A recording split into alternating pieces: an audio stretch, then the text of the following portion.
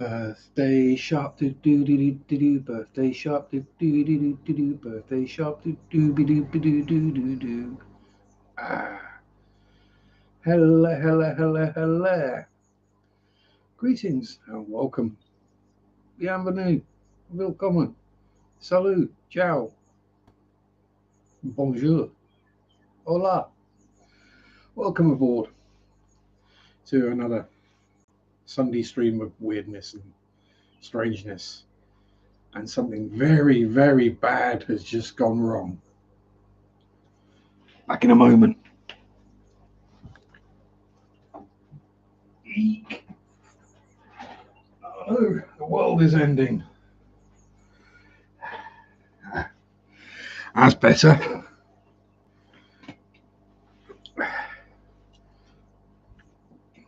We have energy drink. The world is okay again.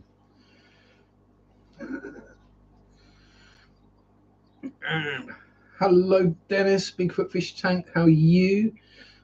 Patty, my lovely. How are you, my dear? Purdy Patty. And S, thank you very much. You saw me go to the fridge in the reflection.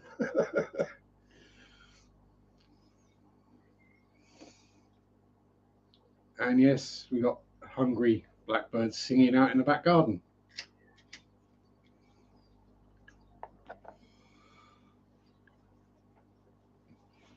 But yes, so not actually today. Yesterday was my birthday. Scary number you don't really need to know. It's getting closer to starting with a 5 than a 4, let's put it that way. And the 1K, Eduardo, darling, Eddie dear, how are you, sir?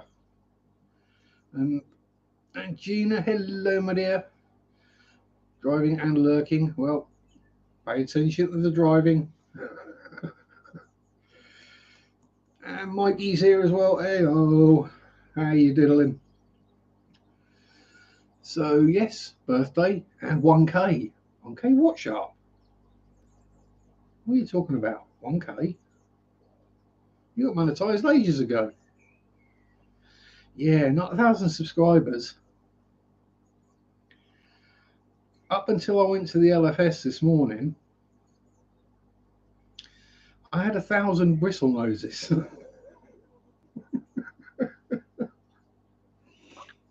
Yeah, literally.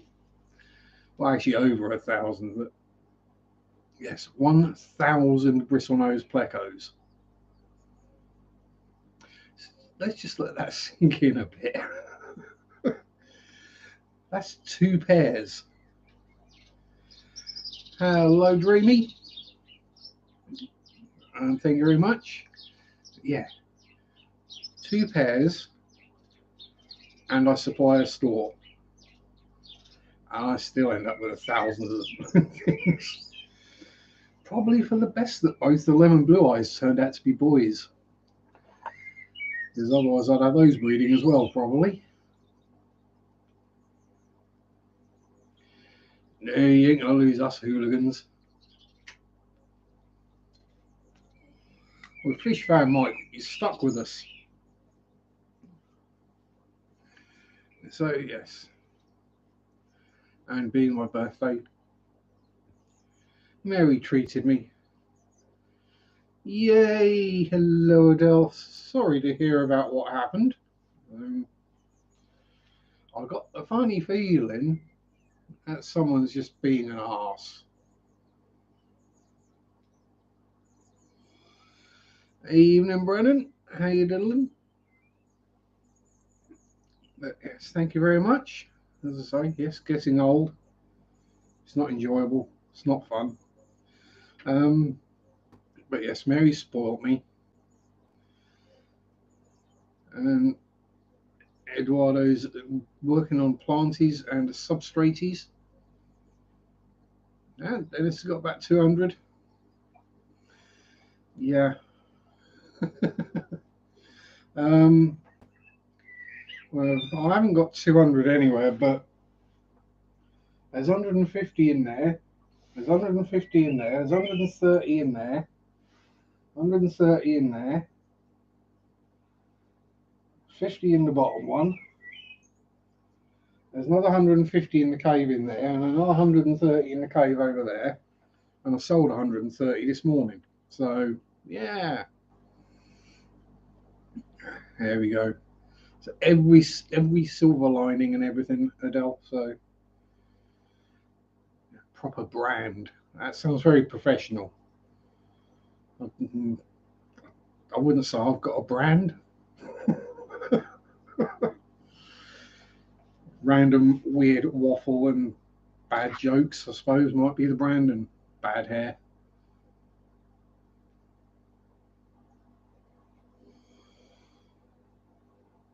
But yeah, so I've got all sorts of interesting and cool prezzies.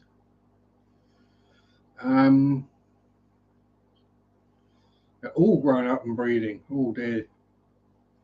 So I've literally got 6 adults, of which there's 2 pairs. And I've got 1,000, or I'll say up till this morning, had 1,000 fry juveniles.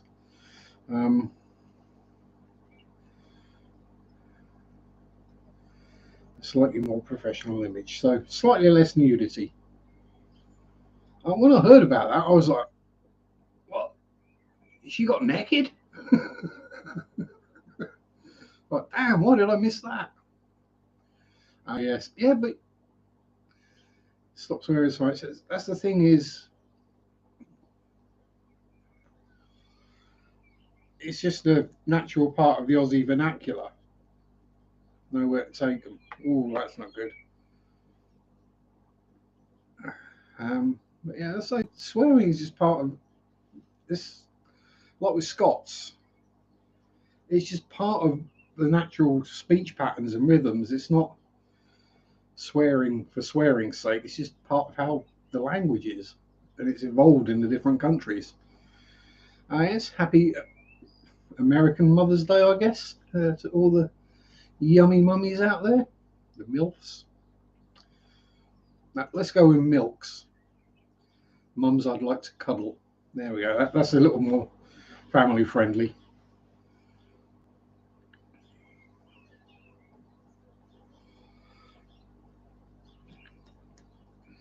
But yeah, I say the downside of the birthday is Mary is no longer my older woman. Swearing is a sign of verbal intelligence. Yeah, exactly. It's the people who claim that swearing is a bad thing and it shows that you're ignorant. No, they're just words. Yeah, milk. Yeah. And mum, I'd like to cuddle. Still in your ear. And Anthony's here. Good evening, sirs.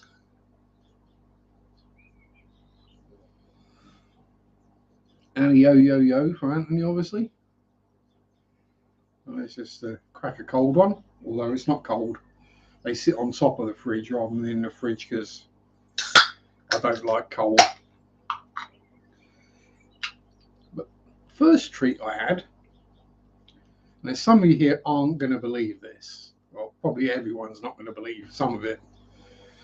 But we went and got a McDonald's. I know some people don't think of McDonald's as a treat, but to me, fast food it's takeaway food. It's a treat. It's a luxury you have occasionally. Well, it's the first time I've been to McDonald's since November 2018. And it's actually the first time I've ever been through a drive-through. That's the kid. Sharpe's never been to a drive-through before he was 46.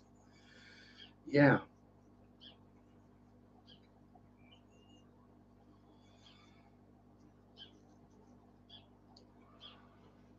Yeah, I'll just let that one sink in for a bit. And have a quick swig while you do. Yeah, wow, exactly.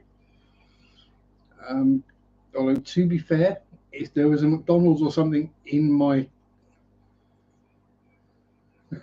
drive-throughs on the left, yeah, the windows on the right. So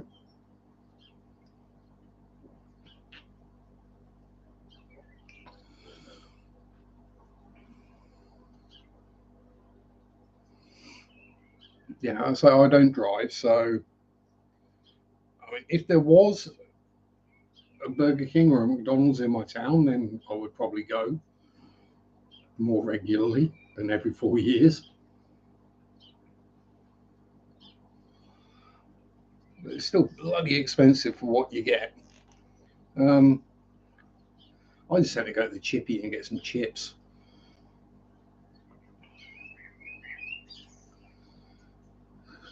most of the KFC goes to the cat. Yeah, I don't eat chicken, so that's an easy one to solve. Yeah, it's not that. It's not a city. I mean, it's a small town, 30,000 people. So it's not really big enough for a McDonald's. That said, the one we went to like 4 miles down the road is basically at a roundabout. So it's not even in the town; it's back in the nowhere. Although it's on the main road from Norwich to London. So yeah, good old fish and chips has no comparison. One in the village, you got to go to the one 2 miles away. Oh dear, I bet that knocks the house prices down a bit. Yeah, I tend not to go for fish because not because I don't like fish. I do like fish. It's just bloody expensive. So yeah, I tend to just get chips or jumbo sausage and chips or Savoy and chips. Does me perfectly fine. Fills a hole. Not the Savoy or you dirty people. I know it's something you like. You see the KFC from the front room window. It doesn't matter, isn't it? Yeah. So the only known, as it were, fast food chain we have in Attleborough would be a Subway, but that's been closed since March 2020 because of the pandemic. Well, that's why it got shut, and then it just never got reopened again. It's actually in the old store I used to work in.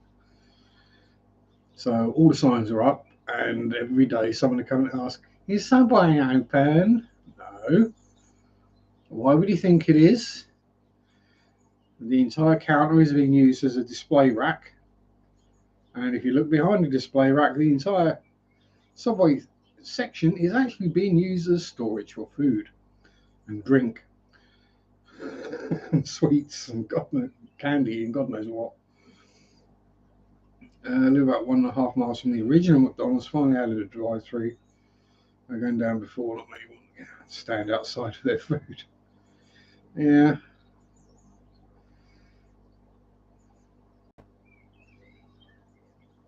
Yeah, it's a lot of different places to say. We got we got four chip shops, a kebab shop, 2 Indians. That's about it, I think. Might be 2 Chinese. No place to get fish here anymore other than the horrid McDonald's and Burger King sandwiches. Oh. Yeah, I'll say McDonald's movie, I found it actually very good. It shows the company went from serving burgers and making money to becoming a real estate empire. Yeah, exactly. Adele's not even been to a local chippy yet. God dear. You have to go to the chippy before you move. It's the way it is. Before you move in somewhere, got to try the chippy. Make sure it's worth it. Because if the chippy sucks, you then haggle some money off of the rent or the house value. You know, if the chippy sucks, you don't want to live there, do you? Really? That's probably why they're selling the house in the first place. I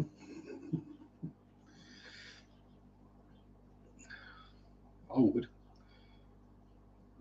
So we got all that. We got several takeaways, but none of the big chain ones in town, which is for the best.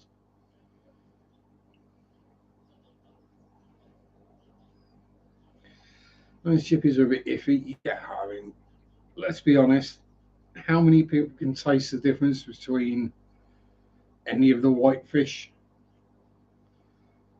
No, cods, your haddocks, your hake, and all these things. They all have the different names on them, but I'm pretty sure most of the time it's all just the same bloody thing. Half of it's probably basser these days. Big difference between a nice bit of cod and shark. Yeah, exactly, but you know, like I said, some people can't tell. I would assume one would be a meaty meat, like shark would be more like steak. The shark more expensive. Well, it all depends if it's bycatch. Uh,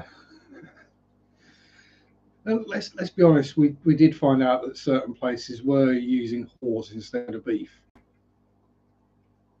Mushed of it, does it look like fish? So have I had shark? And I've had dogfish, and that was kind of flaky. It wasn't really meaty, but yeah, it didn't. It certainly wasn't cod. Let's put it that way. Dogfish, or as we call it in the chippy in England, rock eel. Because people don't want to eat dogfish for some reason difference. You can tell between cod and snapper, like both barramundi, a barra, bloody beautiful.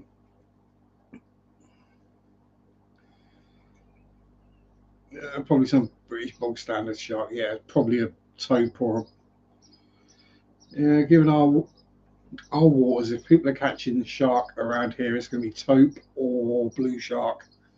They're the main ones. I think people have noticed if they accidentally caught a thresher shark or a basking shark or a great white.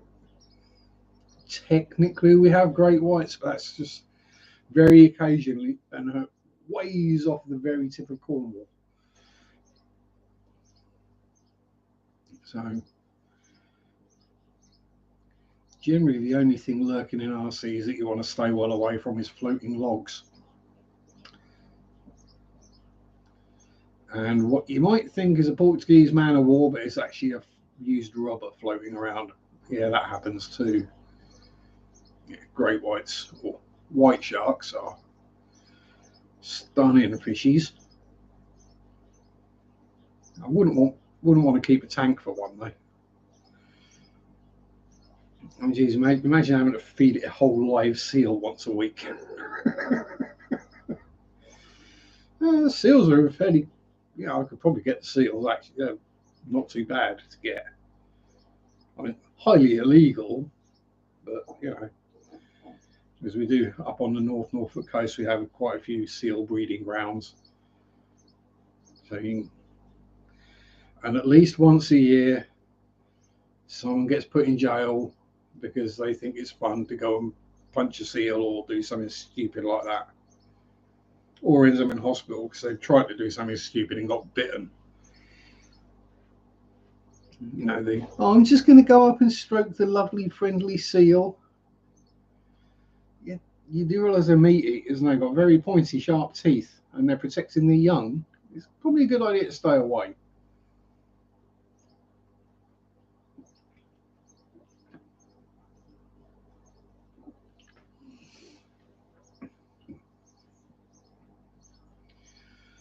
I fell in love with the story on Deep Blue, massive white. This story naturally. Oh, yeah, it does ring a bell. It does ring a bell, Deep Blue. Not sure where from. Yeah, rings a bell. There's something in one of the memory banks. It's not in a current valid storage location.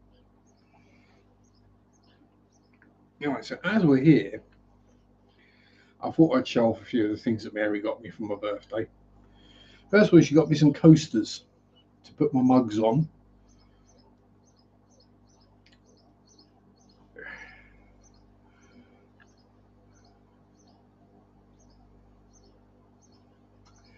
Yeah.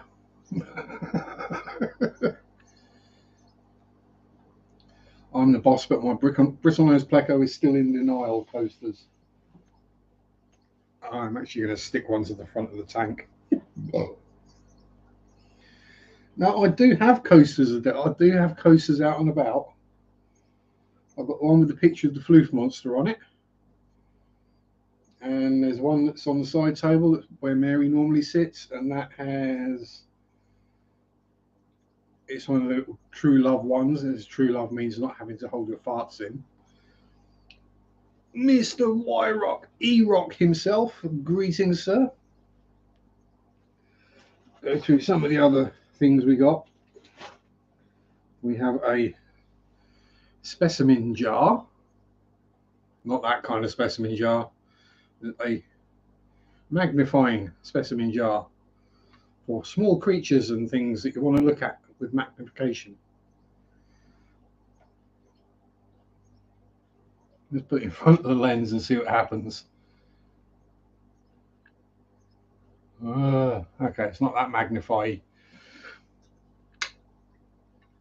So that will come in useful. I can at least look at my manhood through it. Won't make it visible. And then, very, very posh, well, to me anyway, we have a kind of jeweler's loop magnifier, which lights up. Separate light for each side. Two different magnifications.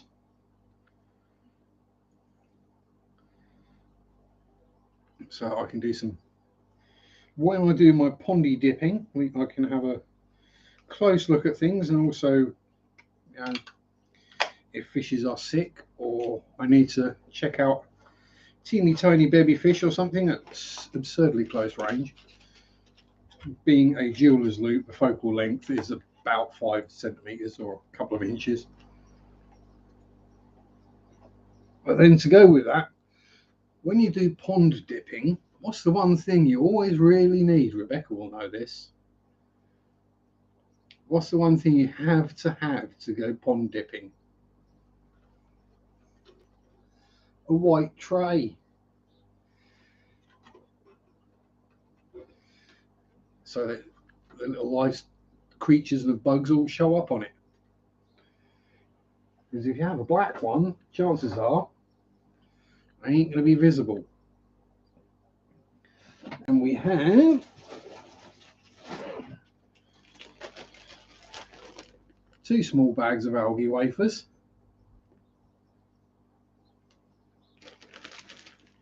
Two 800-gram bags of algae wafers. They'll last a few months.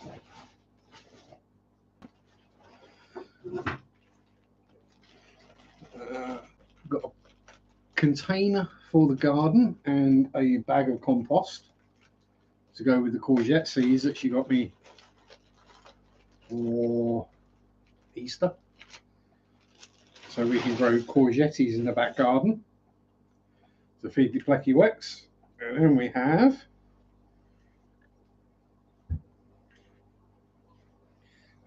for holding and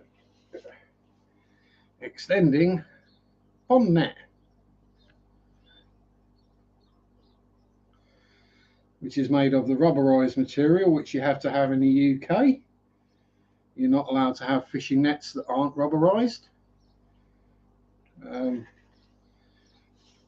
No knotted nets either, as you see. Fold straight up. Nice big trellis for the courgettes. I've got plenty of canes, so what I'll do is I'll do the old cane pyramid. Hello, Sherry. Pond, let's just see what's in there. I mean, I know we've got snailies. I know we've got comic goldfish. And this will also come in very useful if I have to catch the comets out of the pond for some reason. Because yes, catching a 6-inch comic goldfish in a fish tank net is not fun. Yeah, trust me. Actually, when I redid the pond, what I did, because I drained it right down, and yeah, I basically caught them by hand. That was easier. But yeah, see what little bugs and insects and very random stuff is living in the bottom of the pond, in amongst the sludge and the slime and the slurry. There's going to be tadpoles, all sorts of bugs, and you go to building sites, works offcuts of rebar, works a treat. Yeah, that's how I got a stack of 5 foot, yeah, 5 foot bamboo canes in the shed, so that'll come in useful. There was also some very nice cheese she got me, and then Marmite peanut butter. There's what's better than peanut butter with Marmite in it, which appears to have got warm and melted. So I like to cool that down a bit, and then something that people are going to love or hate.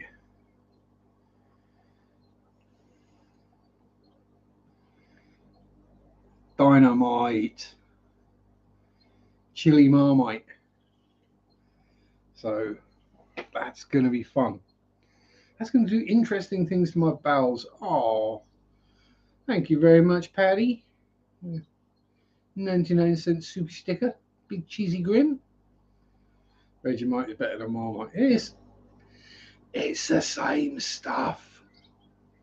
And Mighty Mite is better than Vegemite, let's be honest.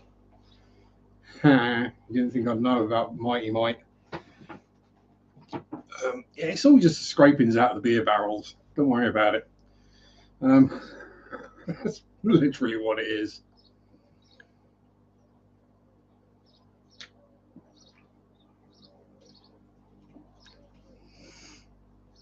So yeah, all kind of salty and spicy, and yeah, we'll see what happens to the toilet afterwards. We might have to get it re-enameled. You never know. No. At least you're having it on bread, so I'll add some bulk. 70 cents of birthday. Well, to me, it's not the amount, it's the fact that you did, Patty. That's the important thing. It's the thought that counts. And thank you very much, Mike, for a $3 fist bump. Again, always appreciated, never expected. Although, you know, I'll never say no. Oh, and a deal with a $1.50 Aussie poop. Oh, where'd Poopy Boy go? Where'd Poopy go? Because I'm not Chris. I don't have a button I press and something cool happens. I have. If you're on headphones, cover your ears.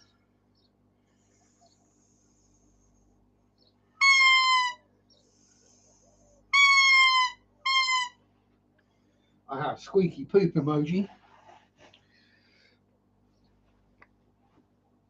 Had to fertilise the stream. Well, the amount of bristle noses I've got, fertilisation isn't a problem. Yeah, you know what I'm going to be using to water the courgettes. Stimulating the bowels. What the noise? Oh, pardon me. Or the noise or the view. Oh, and £3. Thank you very much, Sherry. Very appreciative of all of my lovely super chats. No doubt my bank manager will be in a couple of months as well. It won't be that long, a month or so. Evening, Mr. Daniel, keeping fish, sir. Oh, Danny boy. Thank you very much.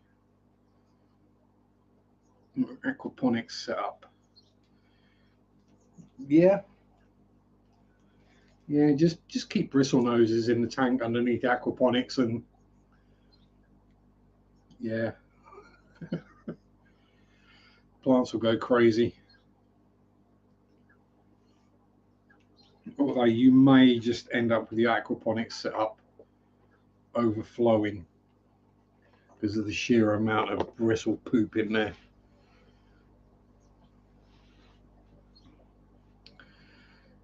But yeah, so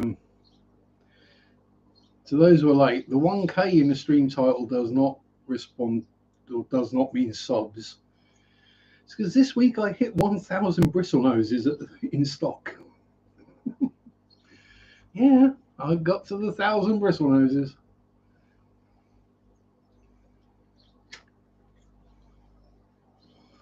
That's a whole lot of pooping going on. But having sold 130 today, we're back down to 950 now, so that's a more manageable number.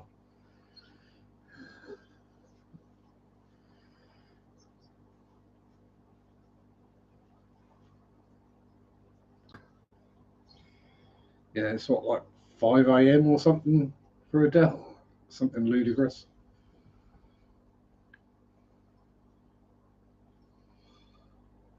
The kind of time I wake up in the morning, I'm like, oh, why am I awake? I'm not going to get back to sleep, so I might as well get up, but I really don't want to. 6,000 inches of plecklet then. Oh, oh, 1,000 at an inch long would be 1,000 inches. I'm not sure what that works out to in feet. If someone's got a, I would say a calculator, but you've probably all got your phone in your hands.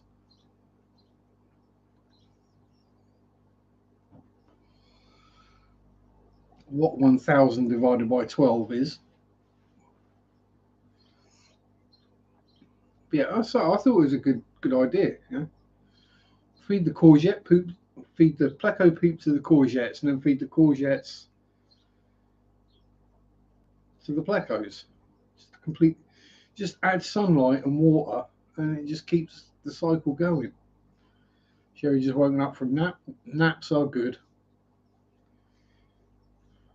Always nap. Think when you're a little kid, you hated nap time. It was like, no, I don't want a nap. I don't want it. Then you get a bit older and you don't need a nap. And teenagers, you sleep so long at night that you don't need a nap anyway.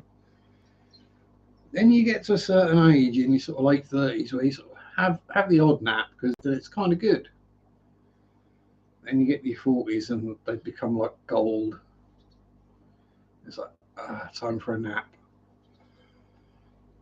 Stick the right video on YouTube and just go, oh, Danny got 5 black rams in. Ooh. Very posh. Hopefully you do well with them. They're going in the new 40 cube. See, I noticed. I paid attention.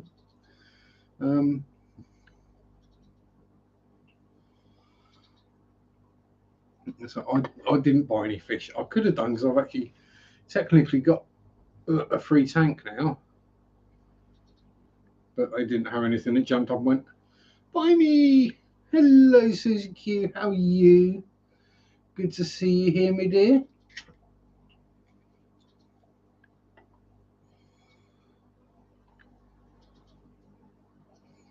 Well, let's hope you can make more rams then, Danny boy. Although, if you have as much luck with rams as I've had with bristle noses, you might put people out of business.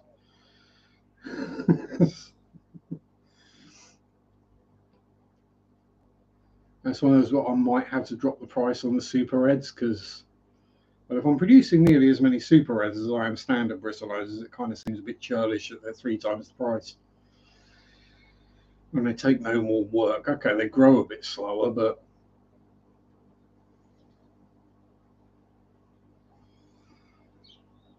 that's because they put so much of their energy into just growing fins. Length of some of them fins on the long fin ones, jeez. Yeah, some of them, look, you look at it and the fish is 1.5 inches long with the fin, but then you go, actually, it's not an inch yet because, yeah, fin's about half the body length. Can be tricky to breed. We're going to have a go. Hopefully got at least one male and one female. You should have. I mean, statistics would tell you should have, but I'm the guy who bought 3 electric blue cars and they were all males. So, yeah, need to try and make money back on them. They weren't cheap. No, I doubt they were. There's the kind of thing I look at in the tank and go, oh, they're pretty. They're very pretty. Oh, me want. And me see price and me go, oh, me no want. I mean, it's something I know I can do, as it were.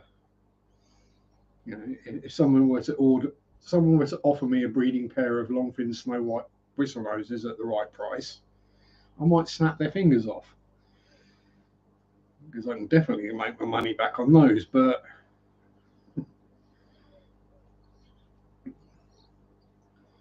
yeah, I'd have to buy another breeding rack if I get any more fish breeding, which I can't. I have. Not only the Limia perugiae have been breeding, but also the Pelvicochromis subocellatus have been breeding as well. So we've got, well, posh cribby eggs in a coconut hut, as all Pelvicochromis are. Add coconut hut, get babies. But I did get a bit of a surprise yesterday because we've got the baby Limia are in there with another 150 bristlenoses. Because there were 9 that I found. I was like, yes, result. We got finally bred them. And then last night I was looking in the tank and there's a little school of 4 of them just swimming around in there. So not only did you manage to hide from me for a couple of weeks, you've also managed to not get eaten by breeding crebensis. Well done. Or your parents. Coconut plus water equals criblets. Yeah. Even better if you use a black bucket and you have a lid over it that you can't see into. That's even better.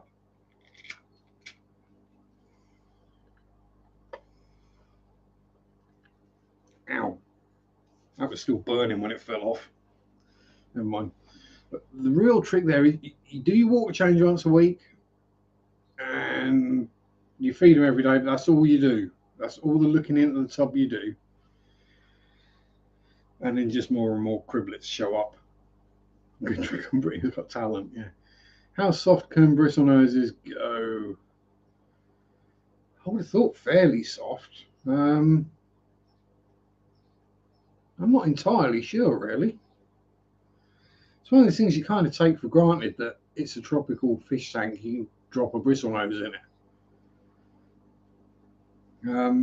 And I've got no experience of soft water because my water out of the tap is chewable. I'm in an area where if you've got a bit of acid indigestion or heartburn, rather than get a Settlers or a Tums or a Rennie or whatever they're called, an antacid, you just drink a glass of tap water and it has the same effect. It's probably the same amount of calcium in my tap water. There we go. As Dan says, water super soft, never had a problem breeding bristlies. I think they're just one of those fish that are just bomb proof. I mean, they can survive an ammonia spike up over 8 parts per million. Trust me on that.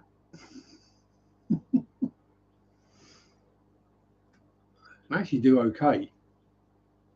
It's just when the water gets above 34, 35 degrees that, yeah, they don't do so well then. But, I mean, they're even happy in pretty cool water. I mean, these tanks at most I think are around about 20, 22 degrees. So whatever that is in F non-science numbers.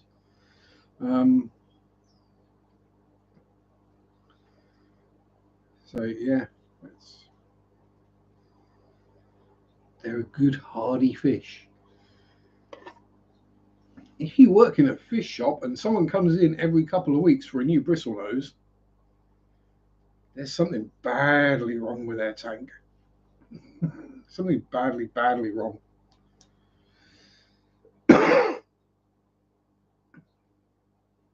No, low oxygen level, not a problem. They can breathe atmospheric air. Aggressive tank, not a problem. They're armored and they can look after themselves. They're also good at hiding.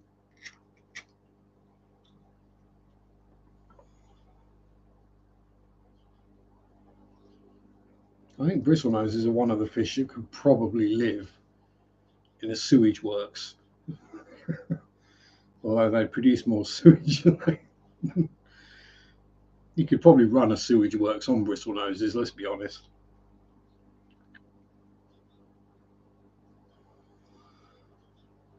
There you go. There's your byproduct. Bristlenose Farm fertilizer supply shop.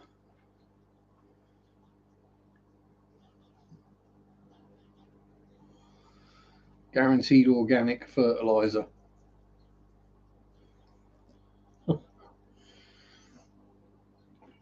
100% fish poop and bacteria, all of which are good for the soil.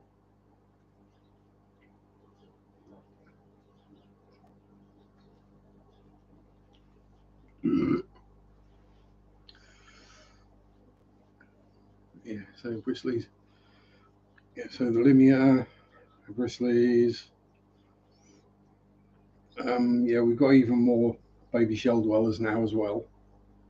So we do need to have a bit of a clear out in there of some of the adults.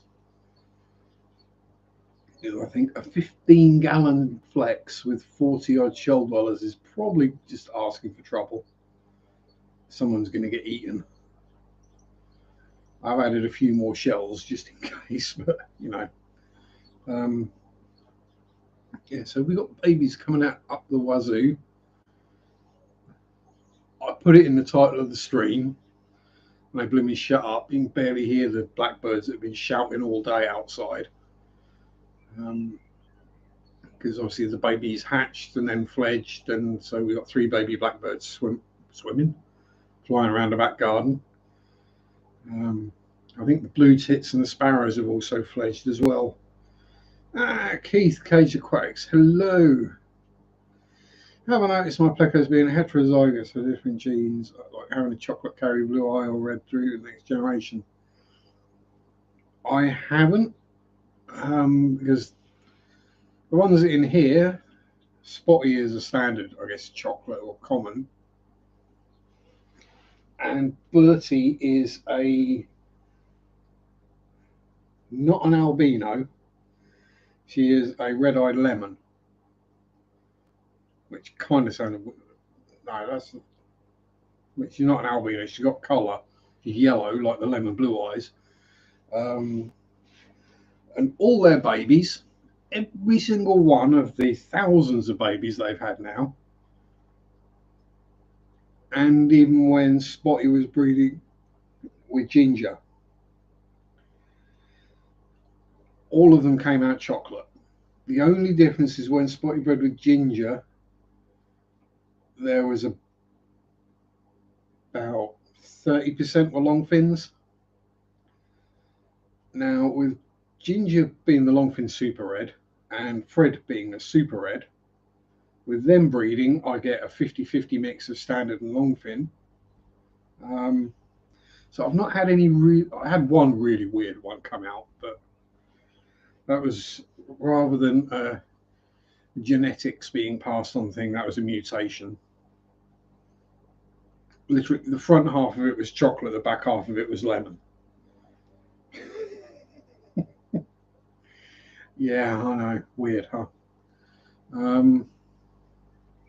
Didn't know blackbirds could swim. Yeah, I'm talking about fish, and then, well, they do wash them, like bathe themselves in the pond, so I'm guessing they probably do flutter about a bit.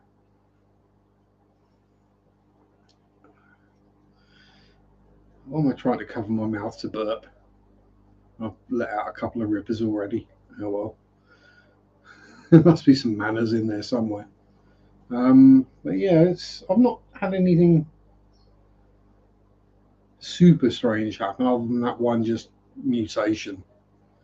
Hello Melvin. Yes, happy Mother's Day, Susie Q, and any of the other ladies that I missed. Got a batch of blue-eyed cross albino, two different shades in the offspring. Yeah, I'll say some will be the lemon, some will be the albino. I would think that would be one of those cases where, because you're breeding two recessive genes together, you'll get a mix. Let's say the recessive colour genes. I'm no genetics expert.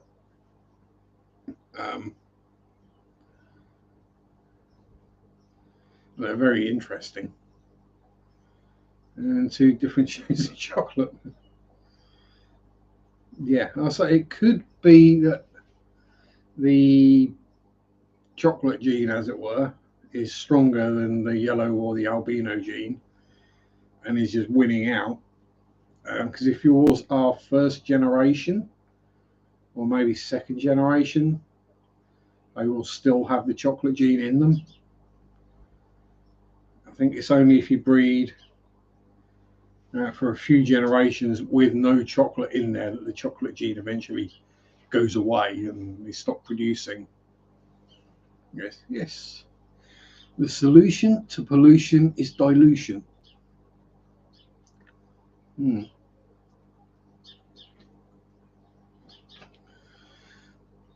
That was a Rachel O'Leary line. Yes, I've not really had any weird. I mean, the only real weird colour things I've had turn up have been in the shrimp tanks, and yeah, I've got no idea who's breeding who in there. So, you do a Skittles tank, and then you just wonder what the heck's going to turn up next. How the hell can you be really with a different colour head and tail? So what? What on earth's going on? Your phone's pinging away at me. Yeah, I mean, some of the shrimp I produce are completely weird. Multi pings. So let's see, just in case there's something remotely important. I doubt it, but you never know.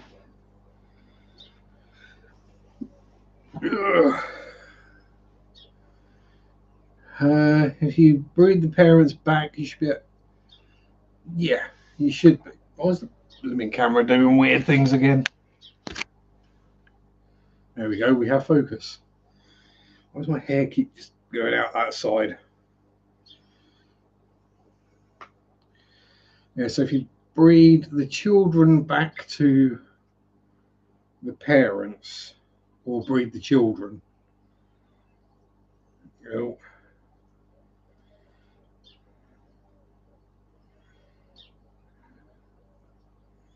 we're getting latte videos. Good. I think it's going to be a video of latte doing zoomies.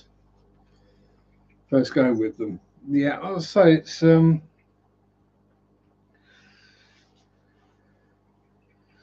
I think breed back to the parents. I think the general rule is if you got a chocolate in there anyway, they're all going to come out brown. Although, that is a cool colour. Not everyone wants vividly coloured bristle noses in their tanks. To some people, it's a clean-up crew that they don't necessarily want to see, or they don't like the look of a pleco, so it's like they'd rather it was camouflage in and you didn't see it very often. It's good to be curious. I mean, it'd certainly get my head scratching if I had two that were like if I'd bred and ginger, both super reds, and half of them came out brown. I'd be like, what? But I'm pretty sure they're captive bred for several generations, so there's no chocolate in there anymore. Feels weird calling them chocolate. Just standard ancestress. Although if she's still here, Rebecca would probably know this perfectly well. see them hide away with the plastic glass. Apparently for most people, bristlenoses hide up all the time and you never see them.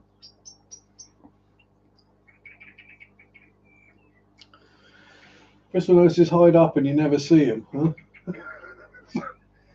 They're usually the fish in the tanks I see the most. Oh God, not a fish clan. No, no, no. Certainly not with a K, Melvin.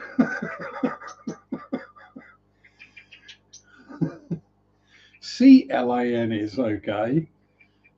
But yeah, although I do see the irony.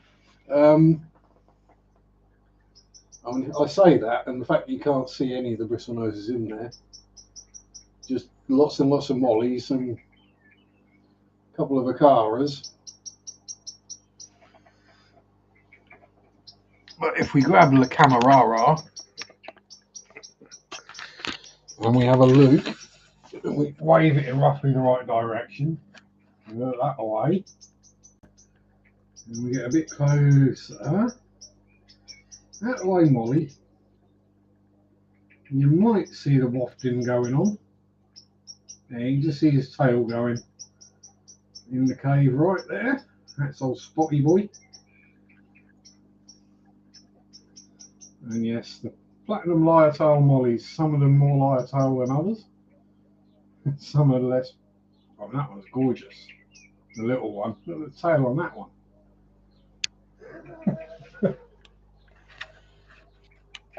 Interestingly, that ball python gene, yeah. Also, I've got no knowledge at all of ball pythons. The snakes, I know nothing about snakes, and so see how close we can get to the shellies before they all dive for cover. Are any of the bubblers going to come out? Are they all hiding up? There's more down there. Well, we're probably too close for the camera to actually focus. So yeah, we've got some down the front there. There's some in the back there. And a whole bunch of babies over the back there. And lots of streamception. As I say, just bristlies. Bacteria bloom bristlies. Actually, only 2 left in there bristlies. We cleared them out earlier. Bristlies, and oh, there's one of the little linear babies just above the courgette. There's another one right front and centre. So they're doing well. More super reds. More bristlies. Yeah. And that's about all I can point the camera at the moment, I'm afraid. Streamception, yeah. Pointing the camera at a screen, it gets real weird real fast. Yeah, shellies are awesome. And I think shellies are right up there with bristlenoses in just how easy they are to keep. I mean, you don't need plants. You don't need, I mean, for me locally, you don't need to do anything with the water. You just need a good deep bed of sand, a few bits of rock, a bunch of escargot shells, and water. And just feed them once a day on small foods. I generally feed either the light blue fluval bug bites or the curry first bites or baby brine shrimp when I've got them going. And yeah, the adults and the fry will take the same food. And then when you get too many, you just grab a bunch of the adults and sell them. Easy way to do it is you use StreamYard, go out and panel on your phone to show your tanks off. Yeah, that's not the easy way to do it. The easy way to do it is to unplug the laptop and go for a walk around the front room. If it involves other sites and streaming and trying to get things to communicate with. No, no, I'm not that tech person. The way I would do it if I couldn't move the laptop, or if it wasn't just pure laziness, I can't be bothered and the room's carnage, mainly because of birthday unwrappings and eating McDonald's and stuff. I'd be more likely to set up a complex system of mirrors, so I could just point the camera at a mirror and it would show around the corner and show all the various tanks. I'm more likely to do that than try and figure out how to get StreamYard to A, get StreamYard, B, stream on StreamYard through YouTube, and C, get my phone to do StreamYard. No, that's just not going to work.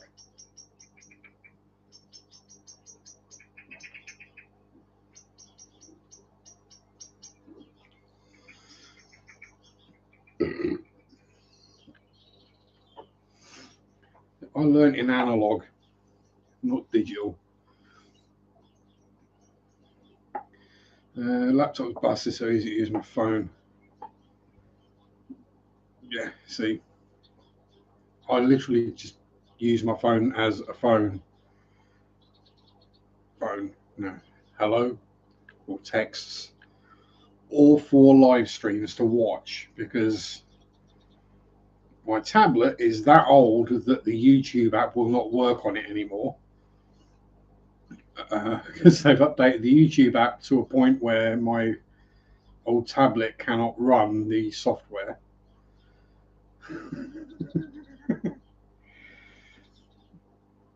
Yeah, and the rest of the YouTube stuff I watch through the Xbox on the telly. So literally all my laptop gets used for, other than this, is uploading videos and paying the odd bill.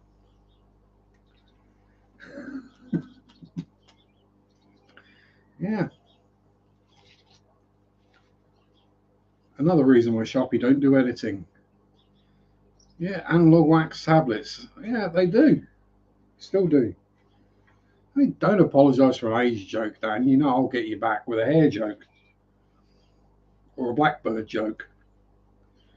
Because, I've got an entire family of them things here. You don't want to go and make me angry.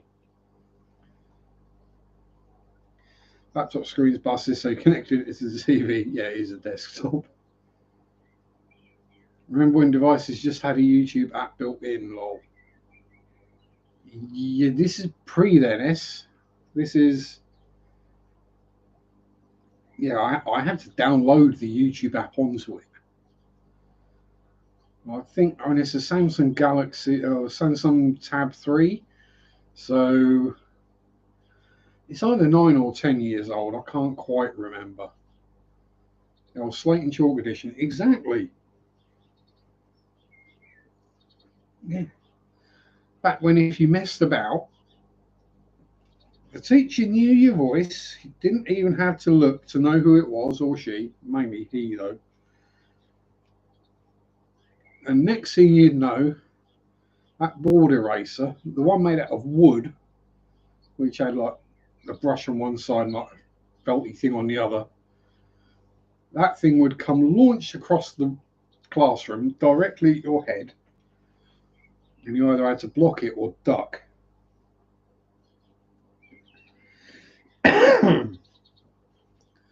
Let's just say, because I didn't start high school till third year,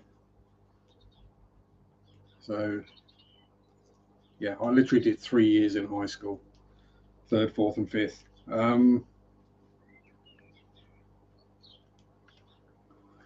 So by fourth year, no one would sit behind me in an arc. It was like, yeah, no, don't sit behind Sharpe, because he's going to dodge the board rubber and it's going to smack you. Oh, yeah. I forget what the class was. Oh, I think it was geography. So it was like we all Right, find your seats. So we'll sit down. Oh, yeah, that'll do. I'll sit here. And the teacher's like, why is there a big gap behind Sharpe? Why is no one sitting behind Sharpie? Does he smell?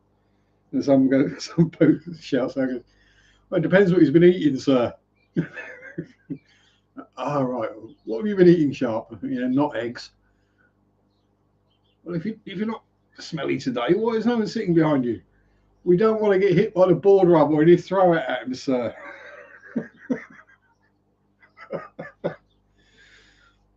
But that geography teacher didn't have to throw the board rubber at him because he was interesting and kept my attention. He knew how to occupy the mind. If you ask questions that weren't necessarily part of the curriculum or things like that, asides, he would answer. He'd be, no, not here to teach you that. If you question something on a theological standpoint or hypothetical, he would go with you and work it out. So yeah, we got on well, and he didn't have to throw the board rubber at me, but like the art teacher did, pretty much every lesson.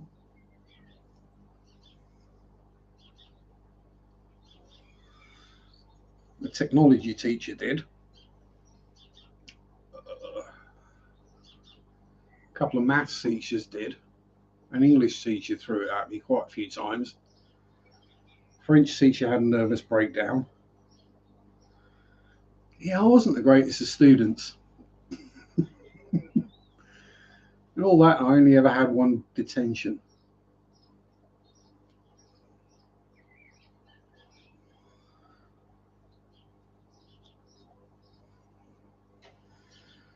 And there's that time I gave someone a Chinese burn and they claimed I broke their arm. It's like, what? Seriously? They're allowed to punch me, but if I give them a Chinese burn, I'm the one that gets in trouble? No.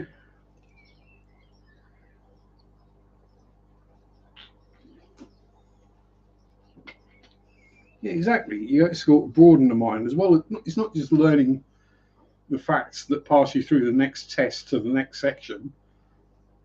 Learning is about expanding horizons, broadening the mind, increasing perception and understanding of everything. All French teachers have nervous breakdowns. Yeah. Well, I mean, it's bad enough having to teach me, but imagine trying to teach. Americans probably won't understand. Dan probably will. Imagine a bunch of kids with a broad Norfolk accent trying to speak French. People whose normal everyday speech is more like, "You're right, ba. How you doing, ba?" I'm trying to get them to speak French with a French accent. Yes. If you want to hear funny, it is French with a Norfolk accent. It just doesn't work. I don't know. It's kind of the equivalent of trying to get an Appalachian hillbilly to speak French. It just doesn't work. It makes even less sense than when they try to speak English.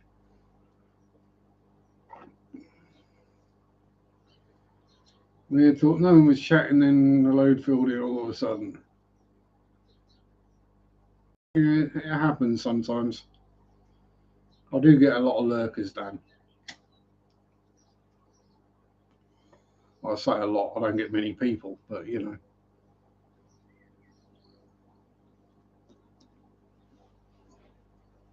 I say life is a learning experience.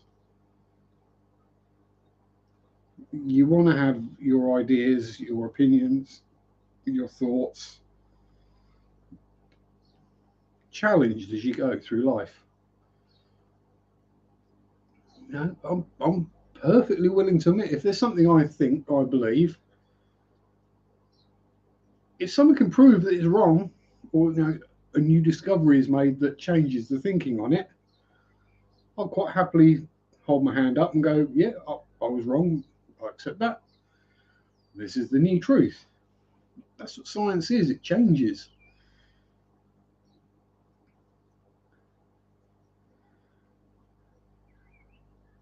But,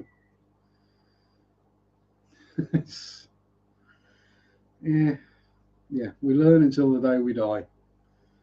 And life is a death sentence. Well, most of us learn until the day we die.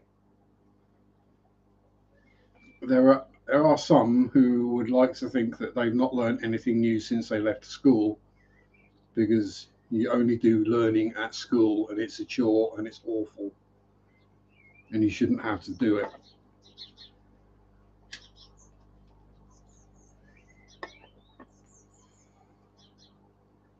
Yeah. As Stephen Morrissey once sang, they were born, then they lived, and then they died. Seems so unfair. I want to cry. So press the sun, dance salutation to the dawn. Claim these words as your own, but I've read well and I've heard them said 100 times, maybe less, maybe more. We dreaded sunny days, so let's go. We're happy and I'll meet you at the cemetery gates. Keats and Yeats are on your side whilst the Wild is on mine. Cemetery Gates by the Smiths. Great tune.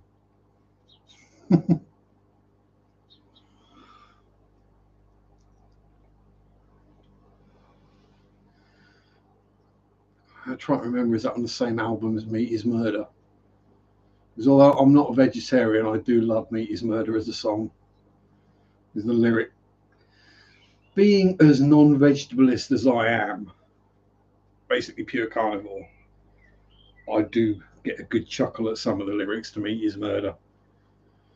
That was what, 1984, 1985 that was released?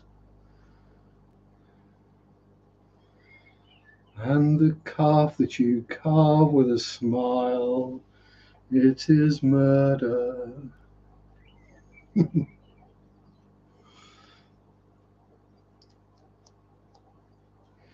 Yeah, if you've not listened to Meat is Murder by the Smiths, and you're not easily shocked because the intro and the outro is of a slaughterhouse. So, yeah. Yeah. Carnivore and caffeinist. Exactly. Giant Panda, my dear. Well, yesterday was my birthday, but yeah, we go with birthday stream. As yes, I'm getting older, which means you're getting younger in comparison.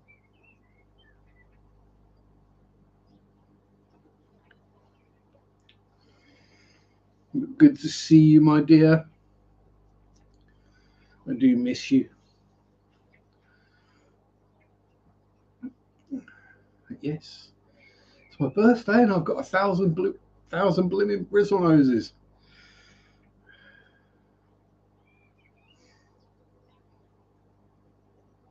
I wonder if I stuck in another breeding rack. Could we have a race to see whether we can get 2,000 subscribers or 2,000 bristle noses first? Oh, thank you very much, Debbie, and welcome. It's only one day late, and as I say, the postman hasn't been for a few days, so it doesn't look like I'm getting anything in the mail either. But that's okay. I normally don't. And on the upside, if I've not got anything in the mail, it might mean that someone's died and I'm going to get a check.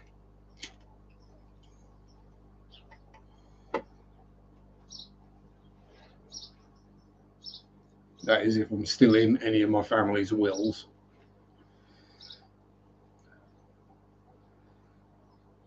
Yeah, not spoken to most of them for 30 years now, so yeah, chances are I'm probably not in the wills. So yeah, never mind.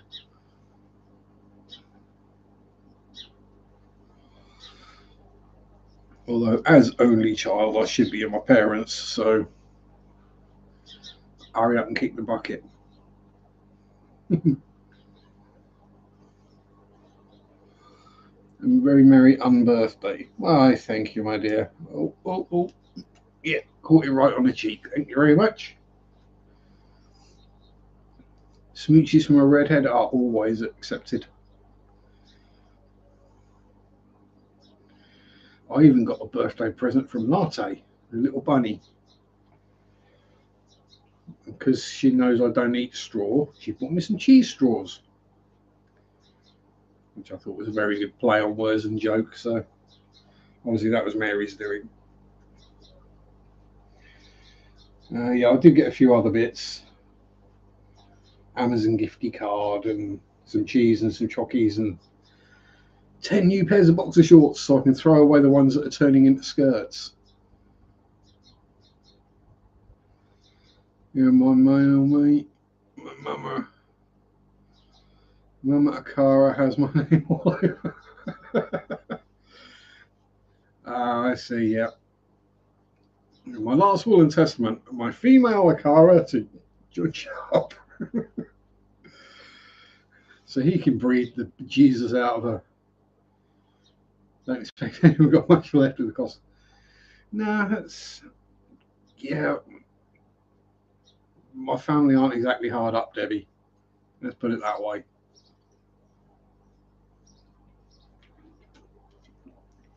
Well, you can sniff at new boxes, Dan. That's why it's good to have new ones. Because, you know, when I can smell them, they're bad. No, they always tend to wear through in the crotch.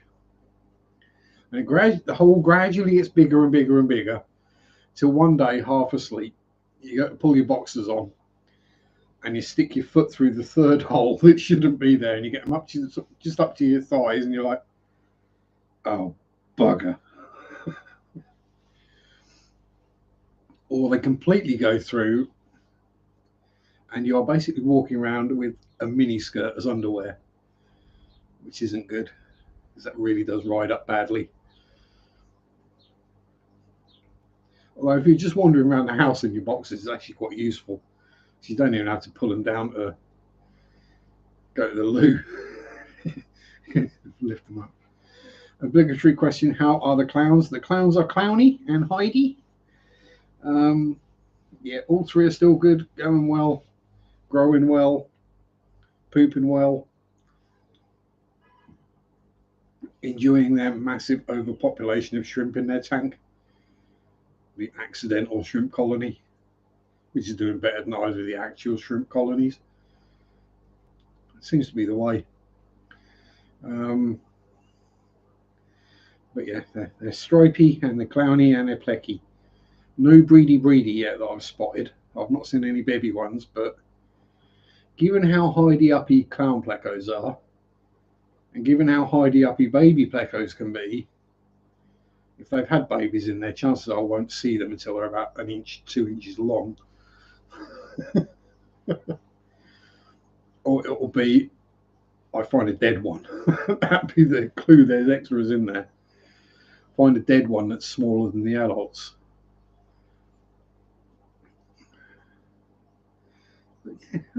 But I say, yeah, it's just what boxers do. They get holes in them, and yeah, you go pull them up, and they normally stop at your nuts, and oh.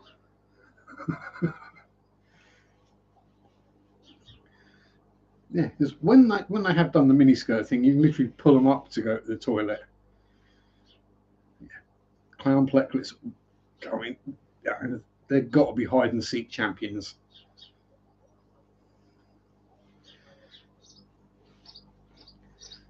Yeah, so they're not failing. They're going on okay. But it's, the accidental one has just exploded.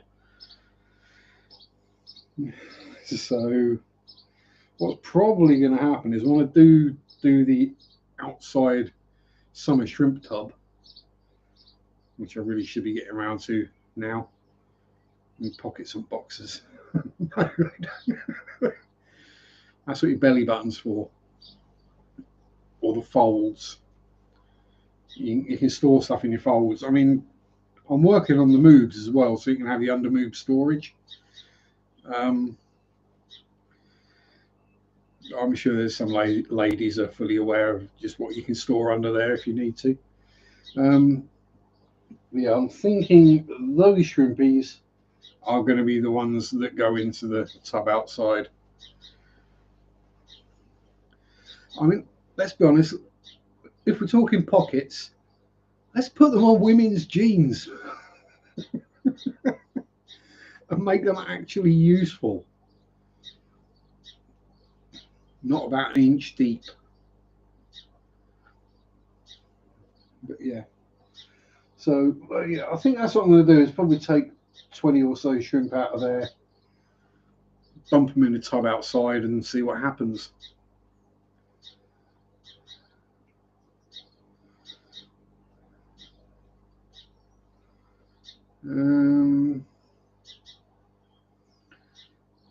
Yeah, I'd heard that the black rams are a bit of a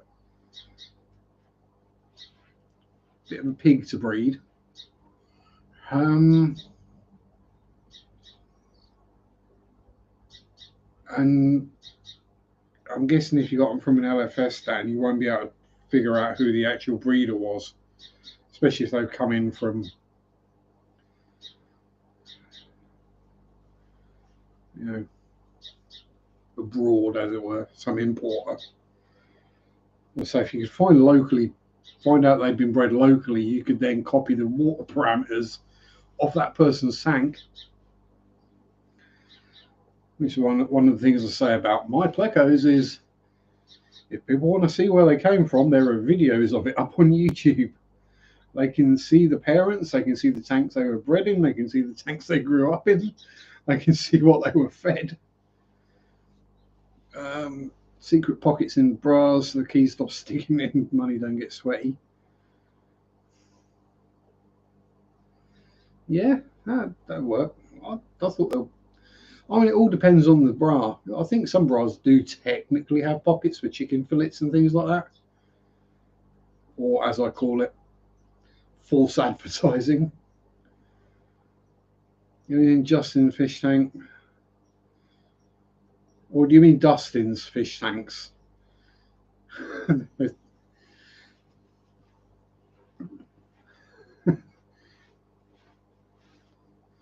Got yours from Jesse. Jesse. Oh, see, I know him as Jesse. I can't remember what his YouTube channel is now. But yeah, I know Jesse. Second batch is from Aquatic Arts. Both sets supposedly tank bred. Can't get any of them to breed. HC Aqua, that's the one. See, it's like one of those where you get to know people's names and YouTube channels really well, and you see HC Aqua come up, but you read it as Jesse, if you know what I mean. So I see the Zen Ginger come up, I read it as Mandy or Manda Panda or Foxy Redhead.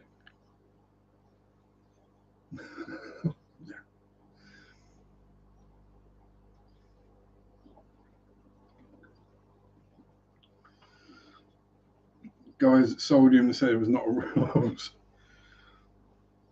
Yeah. Yeah, I know what you mean, Dan. Not a reliable source of information. You didn't get him for Pets at Home, did you?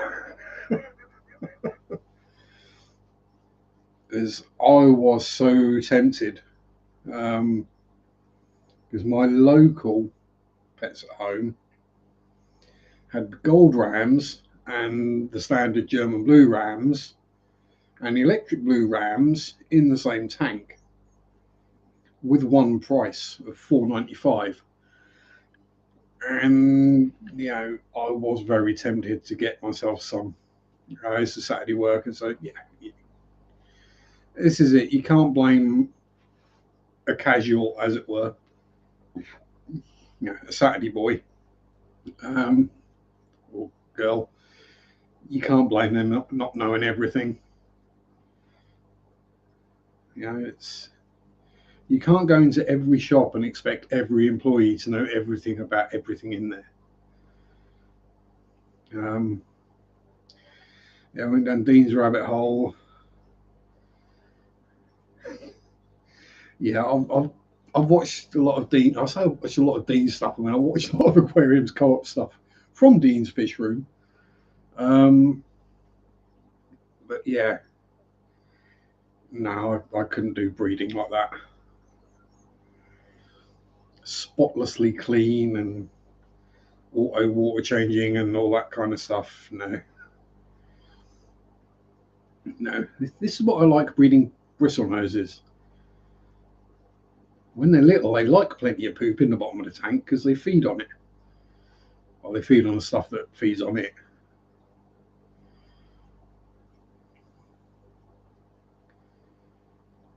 Never actually had breed them. German blues and golds just do their thing. Yeah. And that might be it. Have you got any dither fish in there with them, Mandy? No, some. Well, probably not guppies. A soft warm water tetra, a small soft water tetra or rasbora type thing. Some of this is going to be out and about in, like, yeah, it's all safe and fine, we're good.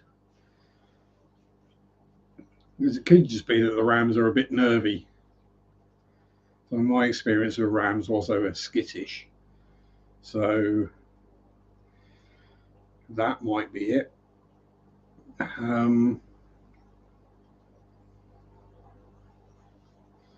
You also, yeah, a bit more highly strung.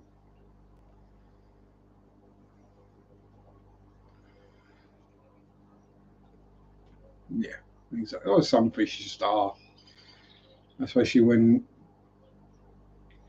you have to think the coloration of a standard Microgeophagus ramirezi compared to a black ram, the amount of inbreeding that's had to go on over the years to get that coloration out of them.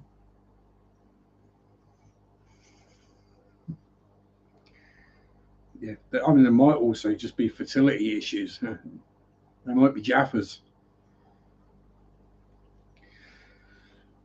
They might be on exercises shooting blanks. You never know.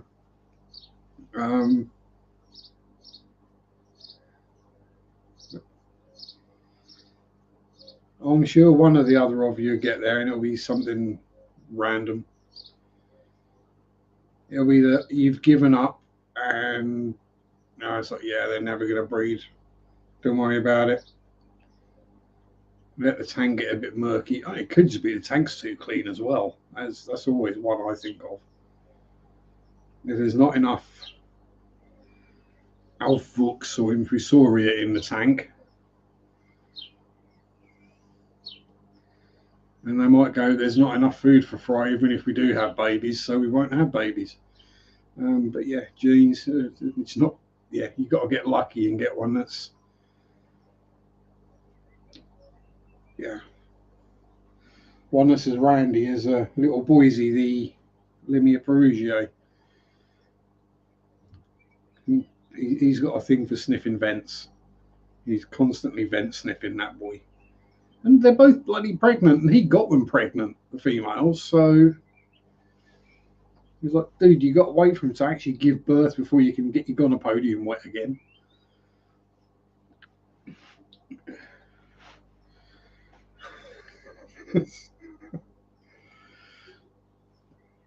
Yeah, that is one of the plans, is to build up the numbers of the Limia perugiae and then clear out the mollies. I mean, I'm not saying there's anything wrong with the mollies. There's nothing. They're gorgeous fish, easy to keep, lovely to look at, fun, but they're mollies. And it's going to sound a bit snobbish, but why have mollies when you can have an endangered species?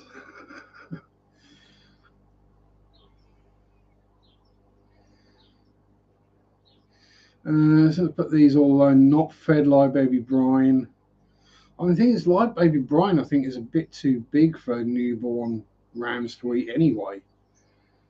But yeah, I mean, feeding live baby brine isn't going to hurt. And yeah, put the lamb too close and melt with the old one. This is why I use, along with Dan, the hobby Artemia hatchery, whatever they want to call it. I just sit it on top of the tank and leave it. I remember the parents get them breathing, get them well conditioned. Yeah, it might work. One thing I do like is Liquify #1 is a liquid food. Sounds weird, I know, but it basically just it's infusoria, so it goes in the water. It looks like a teenage boy's been in the bath, and then just breaks apart and slowly settles down and coats things and grows microorganisms.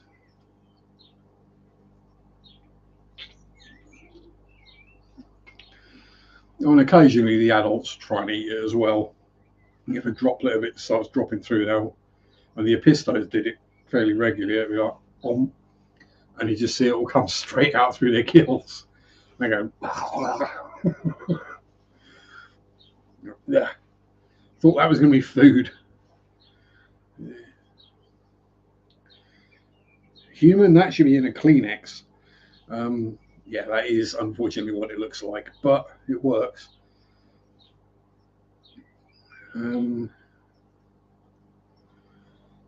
Yeah, so I'll say, yeah, foods get the adults into the mood. Stick some Nightwish on. I swear that works. And yeah, I'll say, I think a lot of it is they can recognize when there's enough food in the tank for the fry for fish like that. Which I think is why my subocellatus have now only just started breeding, is because the tank has got more mature and there is now mold and poop building up in there, so you've got something for the babies to feed off of when they're born.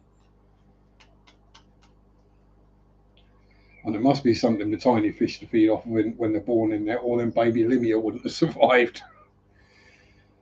And how they've not been eaten, I don't know. They should never set your house on fire. Yeah, that's going to take a long time to live that one down, Dan. So, yeah, don't be like Dan. Don't fit a new heater and leave the old one down the back of the tank with the plug just pulled out and laying next to the power strip. Don't do that.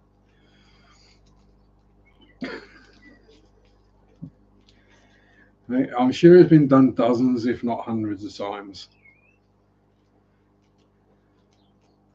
I know I've done it. But in my case, it was a filter, so it was a filter that wasn't in the tank, so I just heard a god awful noise, unplugged it and went, oh yeah.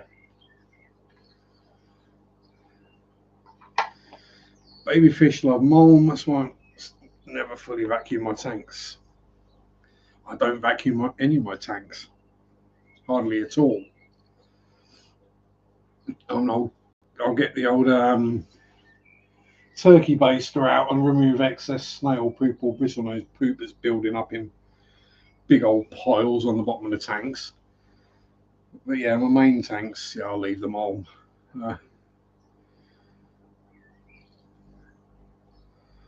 All the heaters I've unplugged are still in the tank. He's too lazy to pull them out.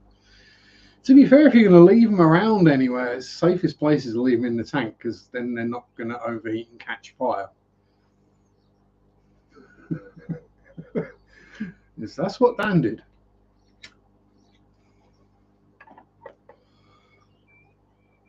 Still vacuum, you have to. Yeah, I mean, I say each to their own, but it all depends on the fish you have, what they produce as waste, and what your substrate is. So if you've got a relatively dark planted type substrate, you don't really see the poop on it.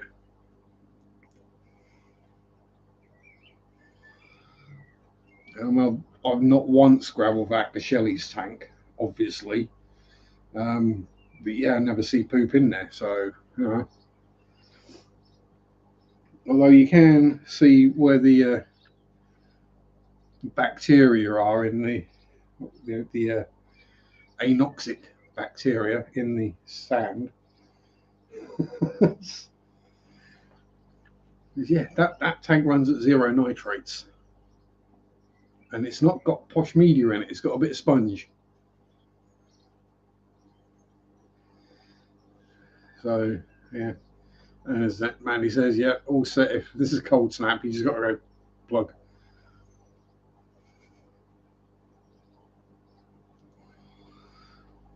The thing is, I don't bother unplugging the heaters because, well, if it's warm enough to not need the heater, then the heater turns off on its own. Kind of hard to hide in bare bottoms. You know, I say all these are bare bottom for a while, and then you either get a build up of dead snail shells or a build up of pleco poop and snails. Yeah, that's one of the jobs for tomorrow. Is when I'm doing the water changes on the fry rack. There's this one that's basically empty now. Well, the 2 bristle noses can go up in there with the next batch. But yeah, I've got to demulm and de-poop that. Yeah, demulm, de-poop, and get all the random bloody snails that have turned up in there out of there. I have no idea how the pink and blue ramshorns got in there. I'm guessing they on a net or in the jug or something like that when I was doing a water change. But there are now more ramshorn snails in that tank than there are in the ramshorn snail tank. I pulled half a litre of snails out of there the other day.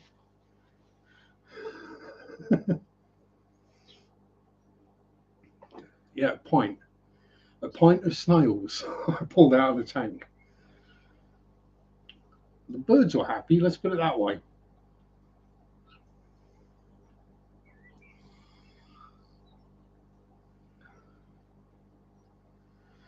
I've been told vacuum as much as I water change. You get 75-90% of the mile and leave the rest of the fish. Yeah, I mean, I'd take each tank on its own merits as to how much water changing it needs, how much filter cleaning it needs, how much degunkifying it needs.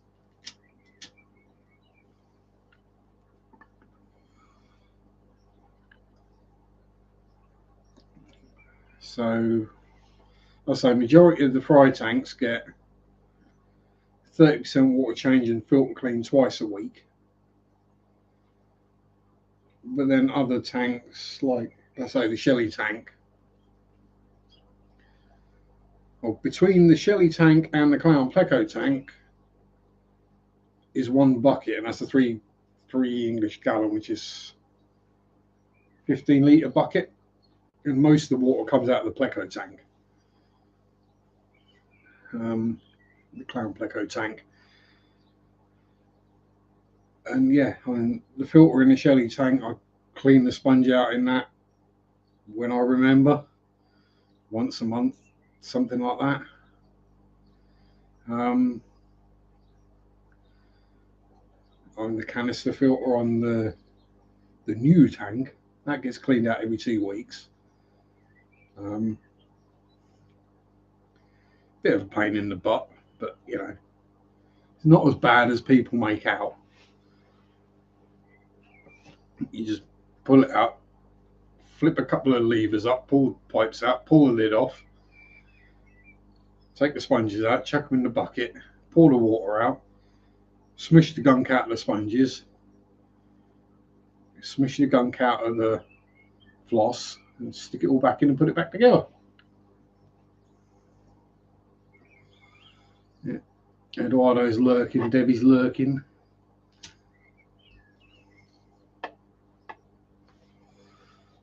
I'm sure most people have got more to do on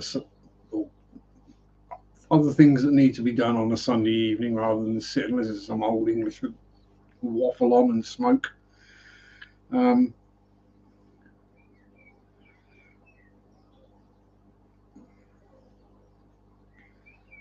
Yes, all very strange, and weirdly, we've been talking about fish for an hour and a half. That's a very strange Sharpe stream, that is. Trying to think, is there anything else? Oh, Eduardo's doing a better info pack. So yeah, rather than keep answering random questions, just put together either a fact sheet or some notes or something. There you go.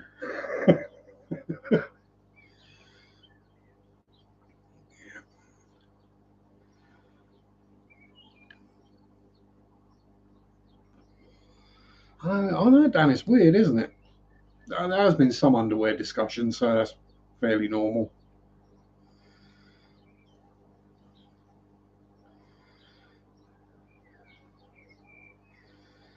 Yeah. I did get some very strange looks actually today while I was in the LFS. Yeah, you go in with the fish and you come out with the money. It was like, yeah, go in like, handing over bag after bag of fish to the guy. You know, yeah, it's 25 bristle noses, there's another 25, another 25, another 25. That's 17 longfin super reds. That's 13 sandfin super reds. And then like 5 minutes later, when he comes back and hands me a wad of money, and they're like, "What?" And you're like, "Yeah, I got this sorted. I come into the pet shop with pets and come out with money."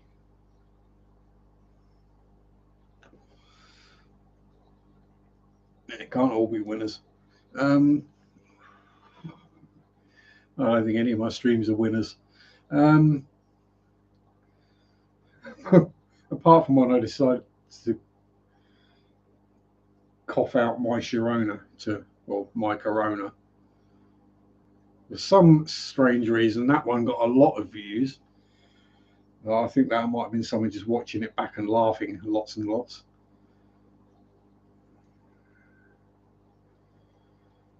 Well, happy birthday to your niece then, Eduardo. She's 16 years and a day younger than me.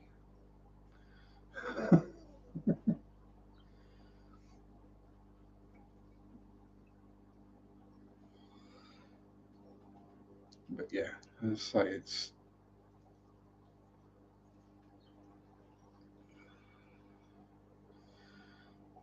that's the thing. I think those of us with channels, and I'm not sure I've ever done it myself even, we should there are certain videos we should probably all do, which are the very basics of fish keeping.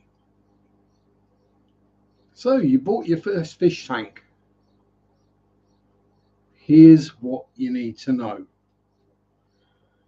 The very basics. No.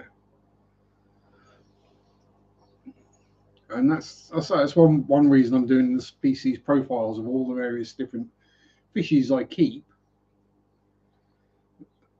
Because I know loads of people have done species profiles on most of the species, but at least then I know there's one up there that I would trust.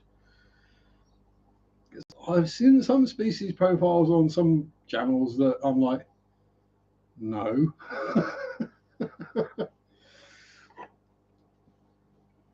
Yes, there are definitely.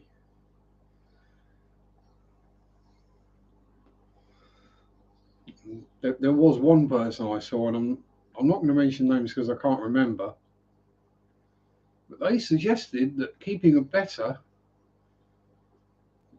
they would go great with some shell dwellers.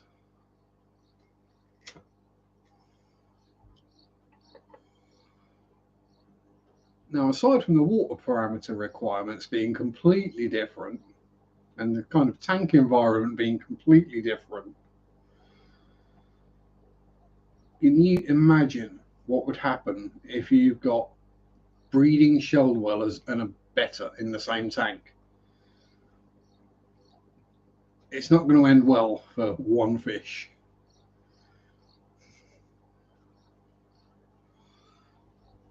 You're going to be waking up very shortly to a dead betta, is all I'm going to say on that matter. Because I mean, shellies might only be little, but they're feisty little buggers. They've got bloody sharp teeth as well. Trust me on that. I've been bitten more than once.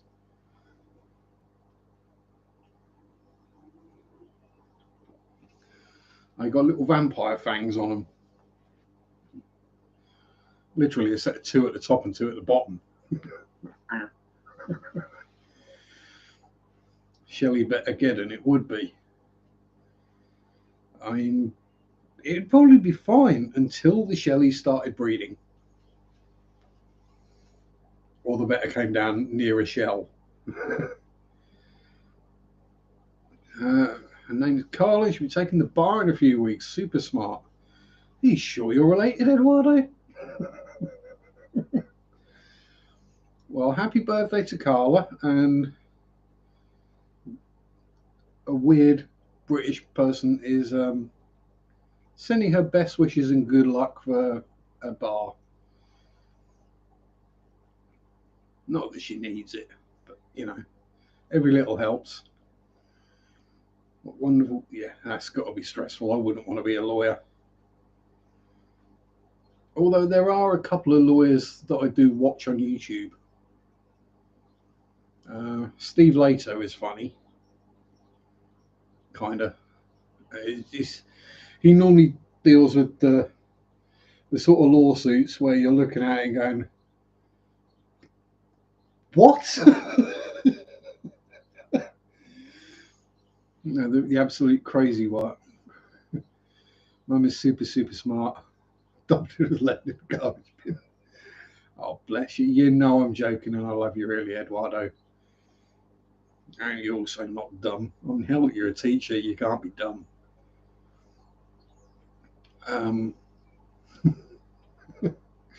It's, yeah. Yeah. Where was I before that? Shellies and betters. Yeah, I say there is a lot of not watching the Amber Heard trial by performance. Oh God, no, that is just, yeah. No, I mean, yes, I know she's got mental issues, mental problems, but she's committed criminal acts, so she needs to be tried, and whether she's found guilty or not, she needs to be tried for them. I mean, that might be enough to stop doing it again. Can't even act like herself. Oh, so literally all I've been watching is the memes, pretty much. There was one of her wiping her nose, and it's like she's doing coke in the courtroom. But yeah, no. Also, I mean, there's always 2 sides to every story, but as far as I'm aware, none of Johnny Depp's exes have ever come out and gone, "Oh my God, he's a psychopath." You know, there aren't exactly people jumping out to help to stand up for her. Well, I know he's been a bit strange. Here's 3 sides: her side, his side, and the truth. Yeah, which is going to be somewhere in the middle. But big money making farce. Yeah. Yes. So whoever loses can actually afford to pay what they have to pay is pretty much what's going to happen. Would you stand up for bat poop crazy? Yeah, as I say, I mean, as a nutter, yeah, I do have a certain amount of sympathy for being a nutter, but you still know whether something's right or wrong, or even if you even if you're a sociopath and a psychopath, and even though you know something's wrong, you don't care. You at least know that you could go to jail for it, and that's usually enough to stop people from exhibiting those traits. Because most nutters tend to be quite smart. But yeah, we'll see what comes out in the wash.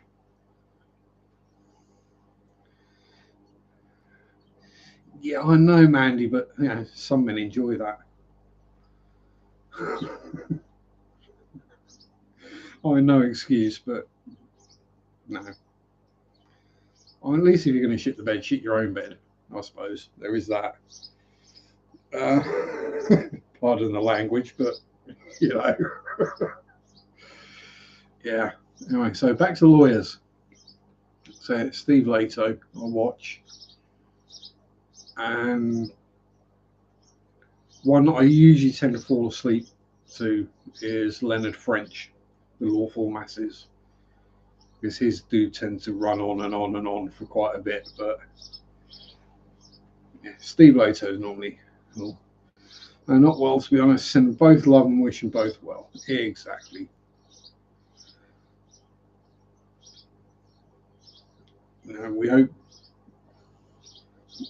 We hope common sense sees out.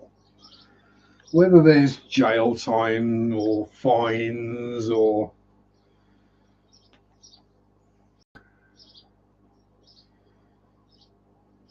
yeah, I'll say Johnny Depp. I mean, no, he was married to Helena Bonham Carter, so yeah.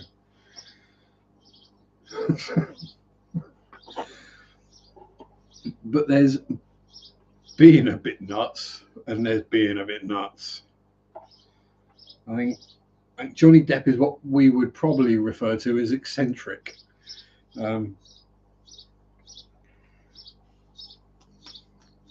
Whereas Amber is probably more what we'd just plain refer to as mental.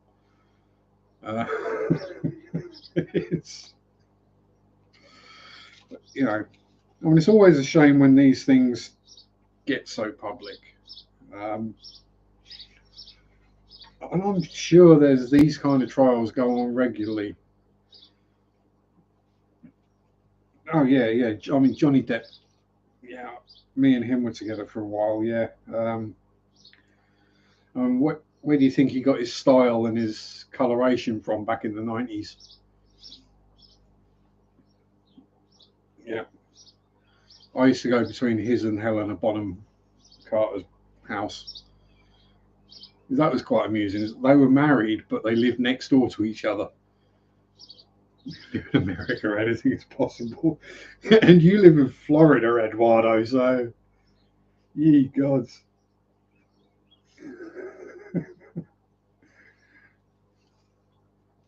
I'm not entirely sure whether Florida isn't an experiment in how far back you can devolve a species.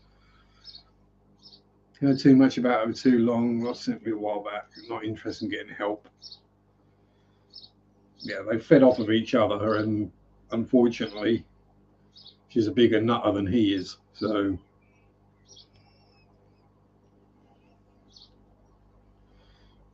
but yeah, it's always a shame, these things. And as I say, there's probably at least half a dozen trials going on at the moment, either in America or in the UK, wherever in the world, which are pretty similar. Maybe not exactly the same, but because they're not celebrities, we don't hear about it. And I think one of the main reasons that Johnny has done what he's done, yeah, he's not innocent, there is, yeah, gaslighting. Yeah, yeah. Chris Packham does. He lives next door to his wife. Is next door? I think it's the same house, but they have separate parts of the house. But she doesn't go into his part of the house at all. But yeah, I'll say he's autistic and a bit of a nutter as well. Whether the two tie together, I don't know.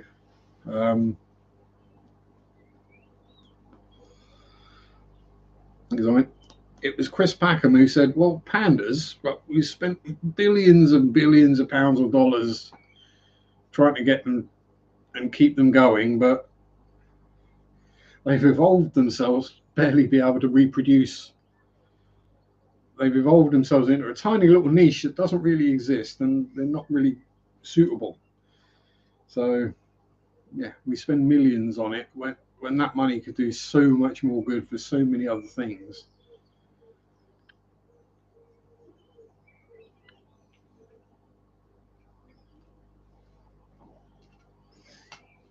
I mean, the giant panda, not to be confused with the red panda, which is an awesome and cute animal,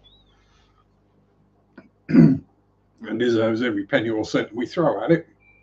Yeah, the giant panda is in an evolutionary dead end, and what happens when you hit an evolutionary dead end? The species dies out. But because they're big and furry and fluffy and cute, I think that was more his main aim. Oh, thank you very much, Mandy. You are not a Zach friend. Thank you. Yeah, eats, shoots, and leaves. Yeah. And you have to be very careful with that sentence where you put your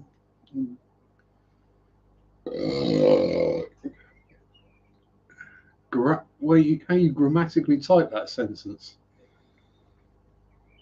Because if you put a comma between he eats and shoots, it means something completely different. Griffin's here. Hey, evening, sir. How you diddling?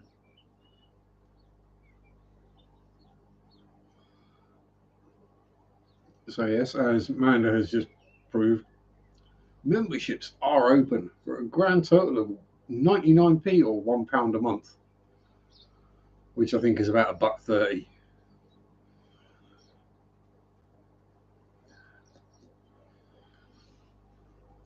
No, Eduardo. Most men eat, shoot, and fall asleep.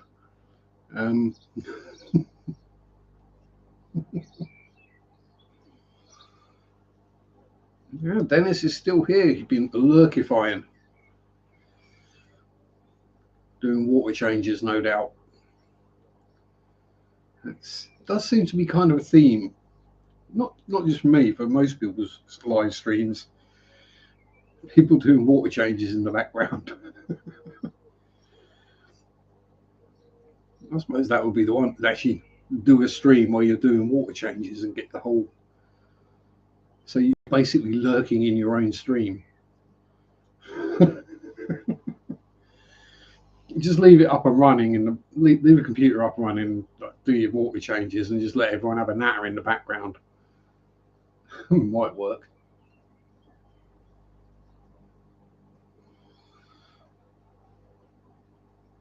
No water changing, just videoing plecos.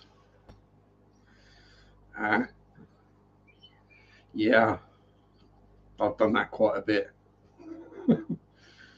Actually, that's what Monday's video is.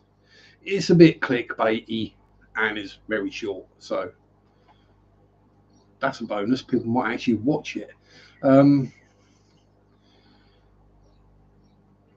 But yes, it's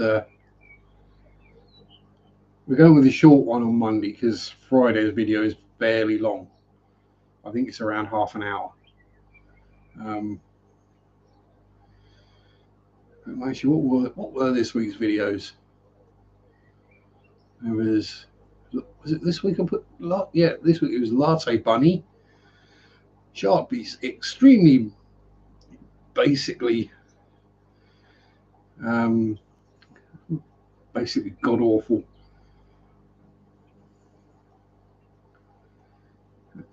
Zach's friend, no, a Zach friend. Zach friend is a status.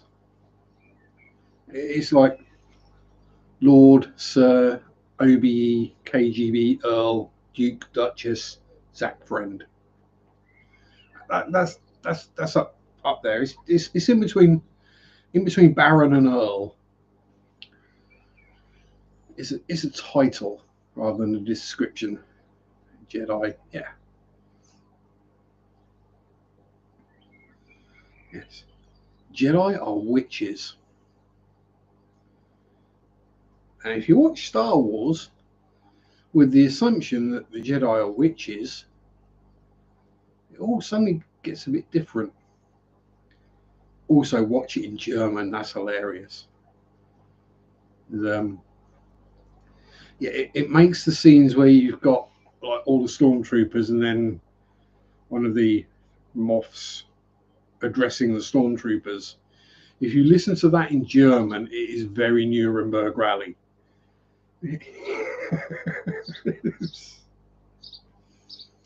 Yeah, it all suddenly gets a bit dark.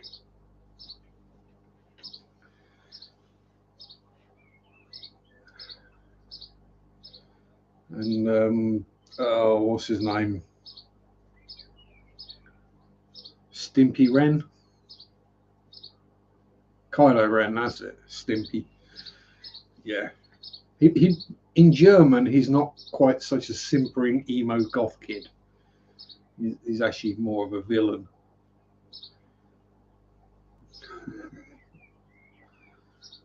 Although, what's Daisy Ridley's character called? But yeah, she's bad as a character.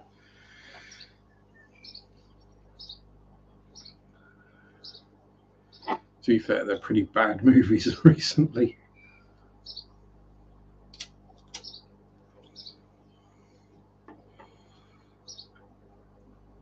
You know it's getting bad when the storyline in a porno is more believable than the storyline in a Hollywood movie.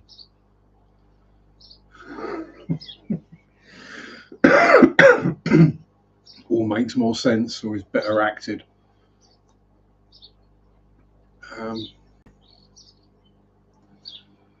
Yeah. But it's CGI. Yeah, CGI means nothing if the bloody movie sucks. I present to you Transformers. First one was kind of cool.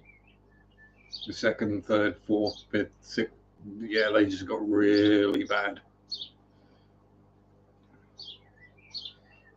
Basically animated movies with the occasional live character. Pretty much like Who Framed Roger Rabbit, but not funny or original.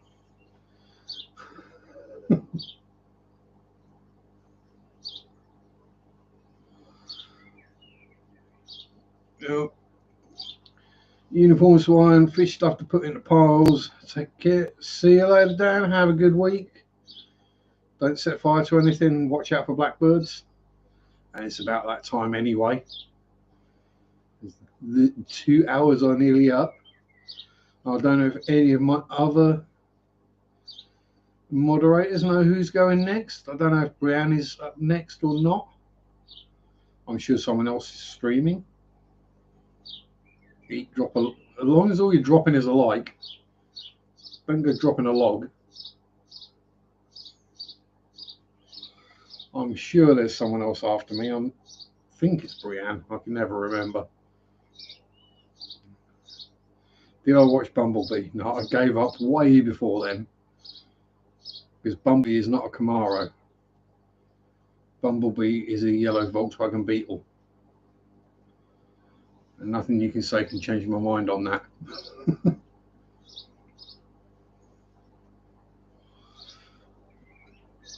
Let's see. Anyway, my 2 hours is up. And Triple T, Terry's Tropical Tanks, is on. I'm sure if someone else is going live in a mo, it will show up on fishfam.link anytime soon. So thank everyone for showing. Scuba Steve-O is here just in time for the end. Thank you for everyone who's been here, lurkers or chatters. Thank you for all the lovely super chats. They will keep the bank manager a little bit more happy. And thank you for the happy birthday. And as usual, stay safe, look after yourself, be excellent to each other, enjoy your hobby, have fun, stay safe, peace out, rock on, and bye-bye. Birthday Sharpe, do do do do do do. Birthday Sharpe, do do do do do do. Birthday Sharpe, do do do do do do do do. Ah.